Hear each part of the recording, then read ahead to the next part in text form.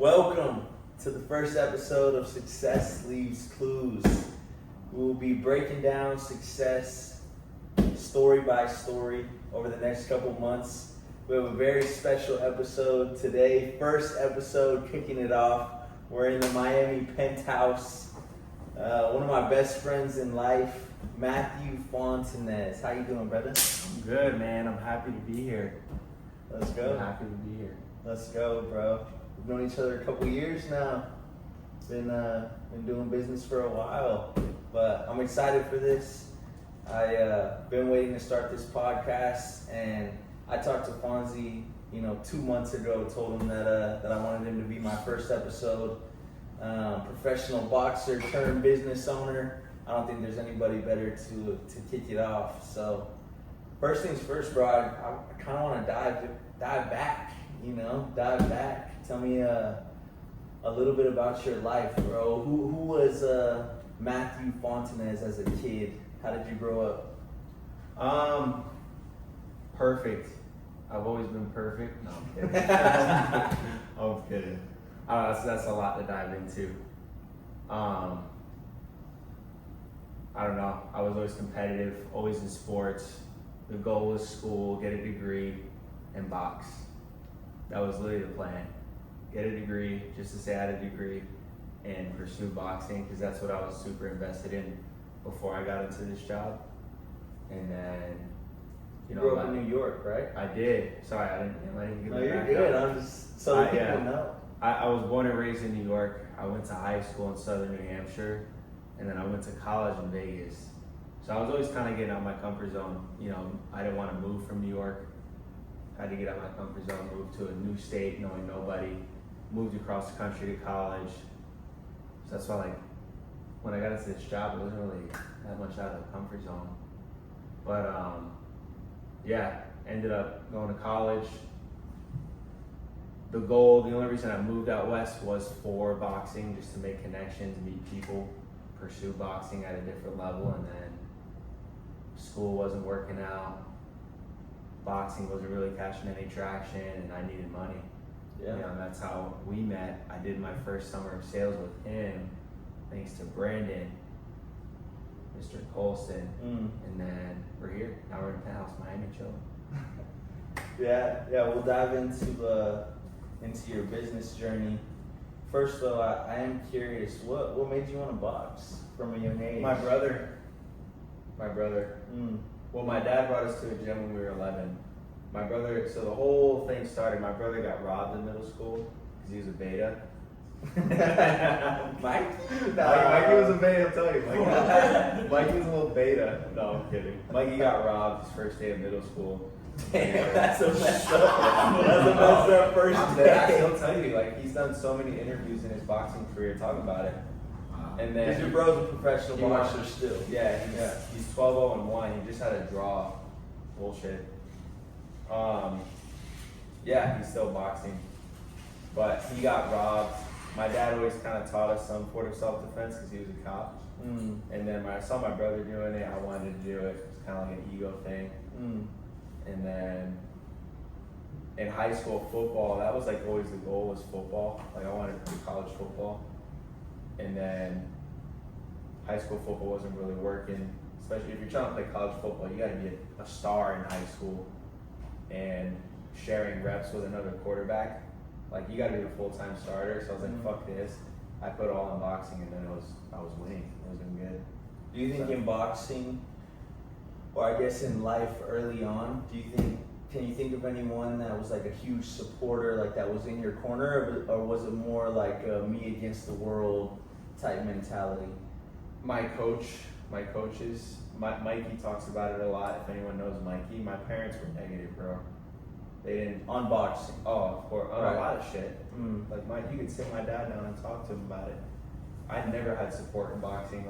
I think about it a lot. There was one time I was fighting for the New England Championship, and my dad's recording the fight, and I'm winning, clear as day. Clear as day. I was out boxing the shit out of this kid. Way more fights than me and everything. And I just hear my dad being negative in the back. You gotta do this. I'm like, brother, I'm winning. This is a clean, easy sweep. So no, I didn't really have support boxing wise, like from the parents. So you think you and your bro are more like us against the world? Like we're gonna. If it was boxing, yes. Like I'm not gonna sit here and say they didn't support me. Right. Like I'm healthy. They raised me clearly good enough. I have a good head on my shoulders.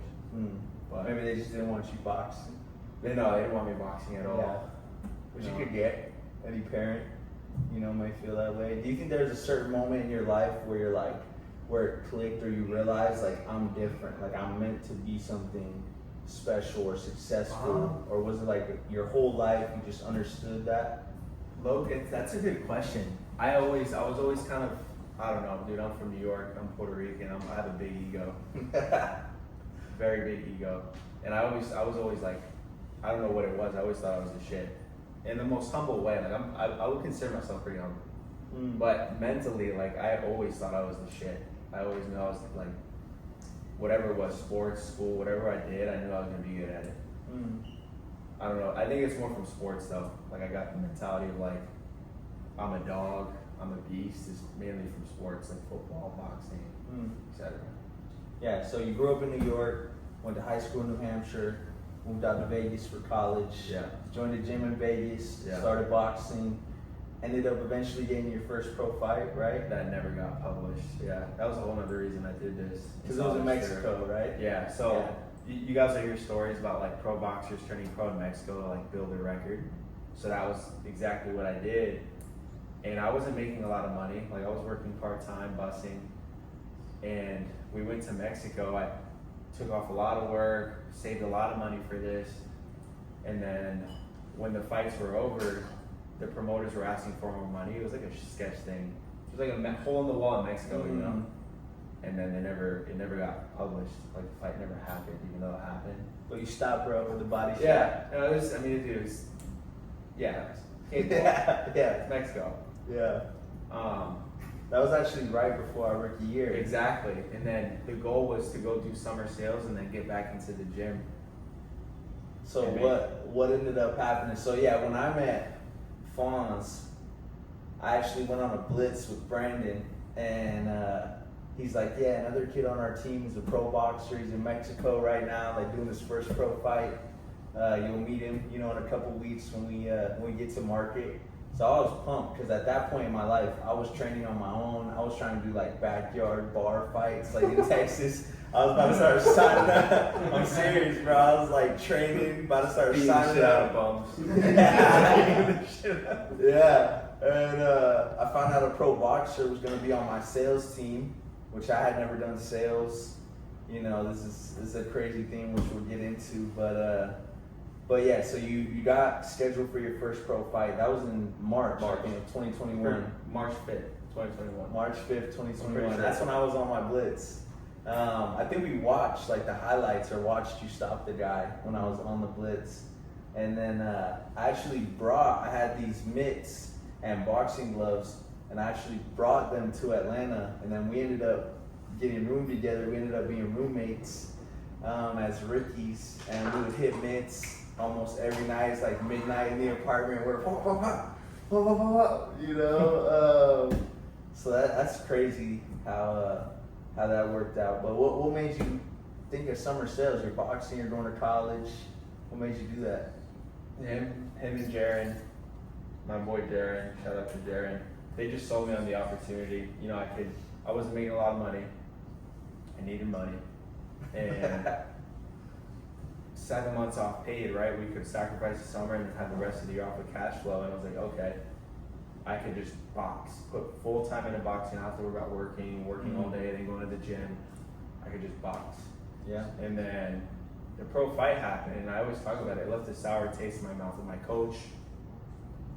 Boxing itself, like this bullshit, dude, is shady. I just sacrificed a lot of money, time, freedom for this fight to get my career started, and it all fell through, was just taken away because of like sketch shit, And then a couple weeks later, and then I'm in summer, Yeah. and I'm pretty good at it. I was like, okay, I'm pretty good at sales. Well, my first few days were, and then Why? I think that next week, I didn't sell my first 2 days, and then I sold the next day, and then I didn't sell the day after. And I remember like being in a panic, like, damn, I don't know if this is for me. I gotta figure this shit out. I remember later on you said you called your girl at the time, right? Like, yeah. I was on the phone with my ex. I'm like, I gotta figure this shit out. Like, this is like, I thought I was going to Atlanta. There's bugs everywhere. I thought it would be just lay downs. And I eventually it was a mindset thing. I just put my full focus in we talk about 4 core principles, which is really just work ethic and attitude, and then it just kind of clicked. Like, I was getting really consistent. I sold like every day the rest of summer except for like one day, and then I went back in that same hood and sold 2 or 3, just to like prove myself like you can sell anywhere.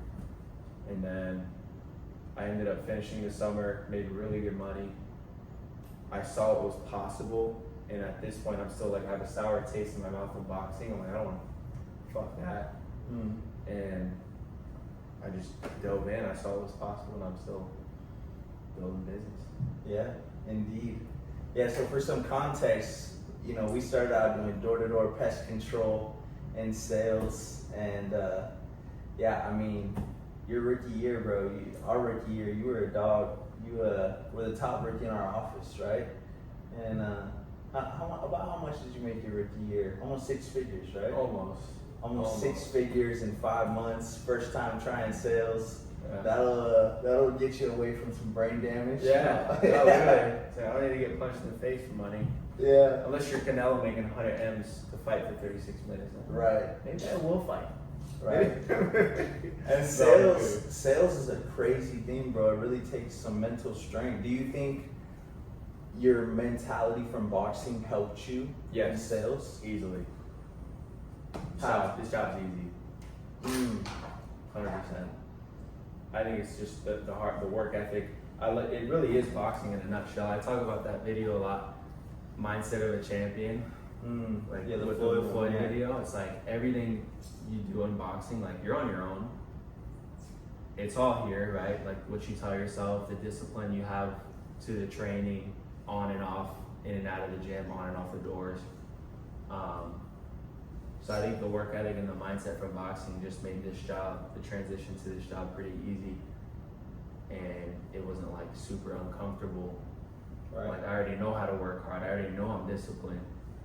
I already know I'm skilled. I'm already confident. Like that's all you need in sales. Good work ethic, good mindset. You gotta be confident, and the rest will fall into place. Yeah, I mean, I can say from personal experience, I don't think many people are more competitive than you. I think that helped in sales. Yeah, 100%. Why would you say you're so competitive? Sports, boxing, proving people wrong. I never had the best support system in sports. And just, I don't know, just that mentality, like, I'm gonna show you. Like, a little chip on your shoulder. Chip on your shoulder, yeah. I love winning. I hate losing. And if you use that in a positive fuel aspect, right, it's only gonna work for you, not against you. Yeah, and I mean, sales is one thing, right? We both done sales for some years now, but building a business is a whole different thing, right? Yeah. And you built it up to almost a $10 million business, right? At this point, so close to it. So from starting your first summer in sales, what was the moment that you transitioned from like, okay, I'm trying this sales job to like, I want to dive into leadership. I want to build an actual business here. This trip, Pro Bowl. A lot of these young guys will learn. Pro Bowl is what I saw. I was like, okay, you can really do all this. Obviously, finding the right company. Like there's sales jobs everywhere. Right. But making sure you're around the right people, the right systems, a profitable business. So is that along with a profitable, healthy business, what else showed you that you were in the right position in sales, right? Because you made 6 figures almost your first summer ever doing it. You could have went and sold anything, you know, to make 6 figures. Just the people, the leadership, the team, the mentors. Yeah. Like everyone in our city, like Alpha as a Mamba, Alpha, Brandon Cole, Julie, like the people we're around. Obviously, you're gonna have these. If there's any fucking bozos watching this from other companies, and talk about marketing deals, like we're not even gonna get into that. Right. Their only excuse on us is like the culture farm. Like culture's king. Right. You know what I mean? Yeah. You could have a marketing deal, but if the culture's shitty, nobody's gonna want to buy in and work and make money. Right. That's a whole other story. But just the people we're around, what's possible in the business, like Pro Bowl, would just open my eyes to it. Yeah. Yeah, and I mean, like I said, you built almost a $10 million business. How old are you? 26. 26 years old, bro. What do you think was the biggest struggles your first couple years in building the business and growing as a leader? Yeah, understanding, like, I talk with Brandon about this a lot. And not everyone's me. Right. You know, I having success early in this job, I'm like, okay, they just gotta be like me. They gotta do like me, operate like me, think like me. Mm-hmm. Not everyone's gonna do that. If so, I'm fucking rich right now. Right. No, I'm just kidding. But you get it, right? Understanding that not everyone's gonna operate exactly how I do, and everyone's different, and they can still succeed not acting exactly as me. Mm. You know, and when I was like hammering, You can't make people want it, right? As bad as you want it. Yeah, not everyone's gonna want it as much as me or act like me, have them in style, like the same mindset, same toughness, the same grit. Mm. So that was for me, it was like, especially my first year managing, for the new guys watching this or any managers, it's like everyone's different. Yeah. You know, you gotta understand them before having them understand you. Yeah. So I think that's a key thing in leadership as a whole. I was reading How to Win Friends and Influence People, and the best way to get people wanting to work and understand is like showing them they're appreciated more than anything. Right. Right? Appreciating your guys and your team, regardless of if they act like you or not. Right. You know? You think that's the main thing that separates, you know, a good leader from a bad leader? Just caring for your guys. Yeah, well, you can What care for your else? guys and be a bad leader. Like, you can care for your guys and not do other things correctly. Mm. There's a lot that goes into being a good leader. Mm. You know, executing on your own and leading from the front, caring, putting them first. Like, there's so much that goes into it. Understanding. I don't know, there's a lot that goes into Yeah. the perfect business and the perfect leader. Right. It's complex. Yeah, very. Yeah. But I mean, that's you're a really key good part at of it. it. That's a key part of it. Right. Yeah, I mean, you're amazing at it, bro. You've inspired me for years now. You're someone that I look up to, even though you're a little younger. Just a little bit. Only a year. Just a little bit. You're 26. Yeah. Yeah, I'm 27. You only got a year on. I only got a year on you. When's your birthday? January. I think you're a 28. you're a couple months older. January 28th. You're like what, 6 months older? Yeah, maybe like 9 months older. But that's dope. So this podcast in general is obviously it's called Success Leaves Clues, right? So what are 2 to 3 clues or pieces of advice or tips in business and life to be successful? What would you say they are? These guys, we got a whole squad in here. Hey, they're being hella quiet though.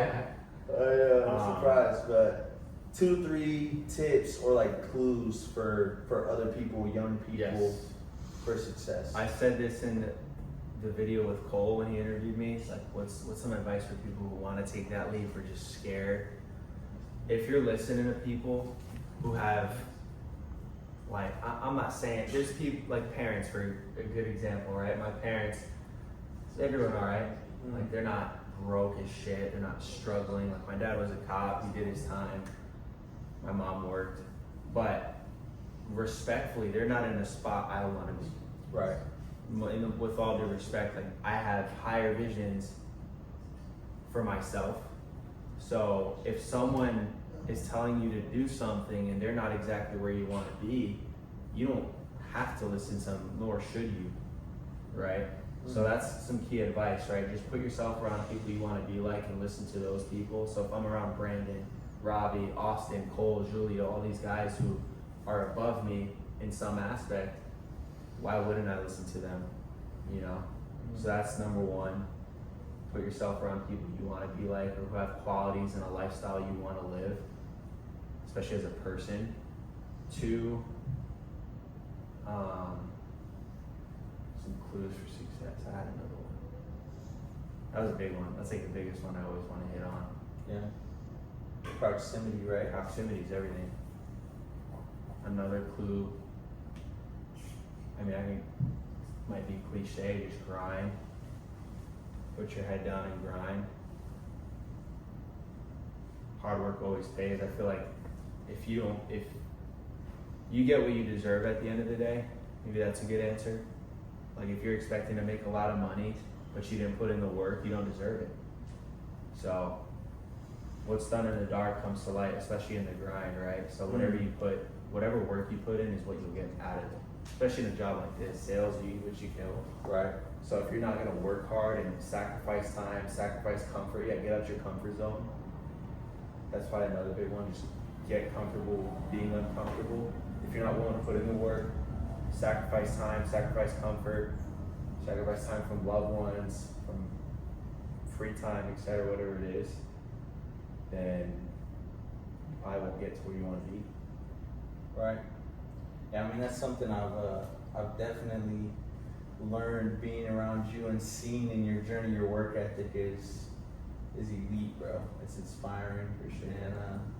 And yeah, I'm just happy to be in a proximity like this, in a group like this. So anybody who's stuck right now, they might have just taken some L's. They're stuck in life. Yeah. I like to say life is about the bounce back. You know, we talk about bounce backs in our industry a lot. You have a bad sales day, it's all about the bounce back. Right. I really think life is about the bounce back, and you know, Stoicism says that life is not about what happens to you, but how you respond, right? Amen. So someone who's taking a lot of L's right now, feel like everything's stacking up against them, like what's your piece of advice to them to move forward? Victim or victor, bro. Victim or victor. You can complain about what's happening to you. You can just take it on the chin and keep working. Yeah. Pretty simple, right? Yeah, I mean, it's how you respond to it. A man is defined not by the situations or what happens to him, but how he reacts. Right. I heard that. I forget where I heard that, but it might have been the Stoic shit. But yeah, you're defined by how you react to situations. Simple as that. So if you have a bad sales day and you carry it, okay, that's how you are. You can't handle tough shit. But if you have a bad day in general and you bounce back and like you don't let it affect you, you just take it on the chin and move forward. That's your character. That's how you're defined. To piggyback off that, what do you think is the number one reason you've seen people fail in your industry or in your this job? Yeah. Oh man. What's the main reason people fail? People just I think uncomfortable. People get uncomfortable. They can't handle hard shit. Which to me, I'm delusional. Like this job is, we just walk and talk. It's not hard. Right. Everyone would have fun and do this job if they could sell 3-4 automatic. It'd be great. It'd be the best job ever. But that's not the case, right? Not everyone can do 3-4 a day and make 6 figures. Right. But I think resilience, like some people aren't meant to be resilient, I guess. Some people aren't meant to push past their limits and do hard shit. You know, I guess not. I mean, truthfully. No, yeah. That's like, I just remember Brandon always saying like, bro, who else is gonna wash your car, bro? who else is gonna give you food at the drive-thru, bro? We need people to do that. No, literally. As fucked up and as cocky as that sounds, bro. Right. There's value there. Like you're still providing value in a sense. But entrepreneurship, I don't know. I guess it's not for everybody. Definitely not. I guess it's not. Fucking, who's the bald dude? Elliot. Yeah. I saw his interview. He's like, everyone's built for entrepreneurship. I'm like, I don't think so. Right. I don't think so. Yeah. Some people are not. No. Some people want to coast and do a comfortable, easy thing, and that's okay. You know, but it's like, you might have regrets later down the road, not taking risks, not betting on yourself, not sacrificing, not getting uncomfortable and working hard, you know, to set yourself up for a life of freedom, doing whatever you want. You know, it's gonna impact you, your family, etc. Yeah. I love it, bro. I love it. We're about to watch this Canelo Crawford fight. Who do you got? I got Crawford. Yeah. If anyone's defense in Canelo is he's bigger and maybe more experienced, but if you know boxing, like who do you have? Crawford is special. If you know boxing, Yeah.